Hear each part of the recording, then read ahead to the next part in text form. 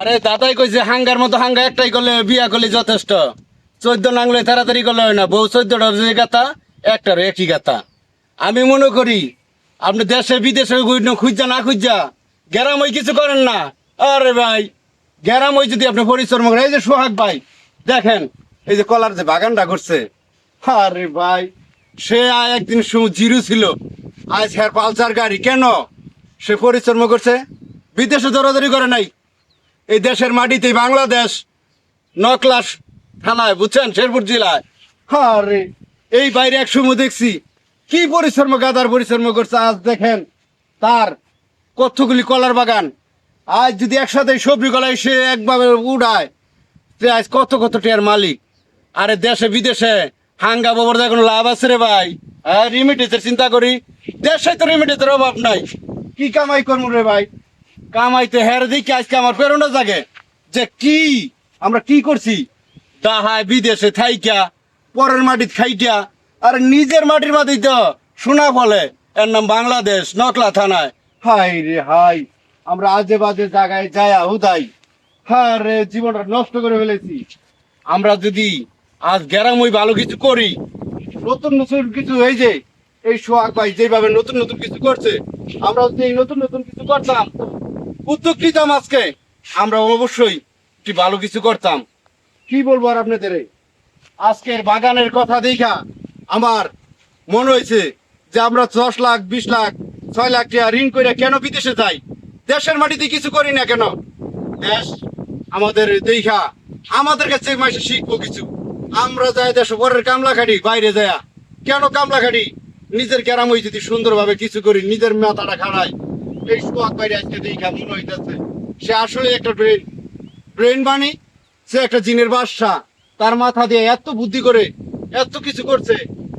কি বলবো আর আপনাদের, আজ লাখ লাখ টিয়ার মালিক সে। আমরা এই যে এত টিয়া হাইরা কেন যাই বিদেশের বাহিরে? দেশই তো আমাদের কর্মের অভাব নাই। দেশই যদি আমরা ঠিক মতো কর্ম করি তাহলে আমাদের বাদ অভাব করতো না, আলহামদুলিল্লাহ। কিন্তু আমরা তো দেখি দেশের বাইরে, ওই যে নিজেদের মাথায় কিছু নাই, পরের গোলামি করবার লেগে জায়গা। এই সোহাগ বাইরে যে গাছ মনে হইতেছে যে কেন বাহিরে, দেশের বাহিরে যাই আমরা গোলামি করলে মাইশের আমাদের দেশে করব, আমরা মাইশের দেশে যাই গোলাম ছাড়ছি কেন? ওই যে আমাদের মাথার কারণ যে আমরা নিজেরা কিছু করতে পারতাম না, করতে পারতাম না কেন? এই কথা আমরা অবশ্যই পারবো। এই ইনশাল্লাহ মন মানসিকতা নিয়ে যদি আমরা কাজ করি, পারবো না এরকম কথা বলতে নাই। পারবো মানে 100 বার পারবো। আমরা বাংলাদেশের সোনার ফসল, এই জায়গায় এমন কিছু না হয় এই কথা বলা যাবে না। তাই আমরা যদি পরিশ্রম ঠিক মতো করি, দেশে বিদেশে না ঘুরা গ্রামে তো কিছু ভালো কিছু করতে পারি, তাহলে দেশের এই যে টাকা, এই কলা যদি সে বেচে ফরমালিক মুক্ত, কোন জায়গায় এটা? শেরপুর নকলা বিনোদন, এই জায়গায় যারা দিয়ে আপনারা দেখতে চান, আবারও এই ভিডিওটা স্কিপ করবেন না, অবশ্যই দেখতে পারবেন। এই যে এত সুন্দর সুন্দর কলার বাগান আপনারা দেখতে চাইলে অবশ্যই আমাদের কাছে থাকেন, যুক্ত থাকেন, অবশ্যই দেখতে পারবেন। তাই বলি যে আমরা বাহিরে কেউ যাব না। বাহিরে যারা যায় অলস, বাড়ির কামলা খাইতে শরম পায়। আর নিজে একটা কিছু করো, এই পাশাপাশি যদি তুমি এরকম গৃহস্থী করো, আরে সোনার ফসল কি করলাম, নষ্ট করলাম আমরা। নিজের মাথা নিজের দেশে যদি খাটাই, তাহলে আমরা অন্য দেশে আমাদের যাইতে হয় না। আমরা তো ওই যে পরের অধীনে গোলামি করব, জেলখানাত যাবো গা। যে পরের কাম করা মানে জেলখানাত থাকা। আমি মনে করি নিজে কিছু করো। এখন তার কর্মচারী 10টা, কেন? সেই যে মাথা খাড়ায়া সুন্দর একটি কিছু করছে, আল্লাহ তারে দিছে ভালো ফল। ভালো কিছু করতে হলে নিজের কিছু পরিশ্রম করতে হবে আগে। আপনি হট করে সোনার হরিণ পাইবেন না। তাই বলি কিছু করেন নিজে, পরের সুযোগ করে দিন। আজ তার কাজের লোকের অভাব নাই। তাই বলি আপনারা এমন কিছু করবেন না যে নিজেরা পরের গোলামি না করে নিজের গোলামি করার চিন্তা করেন। পর অবশ্যই আপনার কর্মচারী থাকবো। আজ আমরা যদি ঠিক মতো কর্ম করি দেশে, আমাদের দেশে বাতের অভাব নাই। তাই আমরা মাইশের জন্য কেন কাজে যাইব? আমরা নিজেরই একটা কিছু করি না, আমার বিচারে 10 জন কাম করব।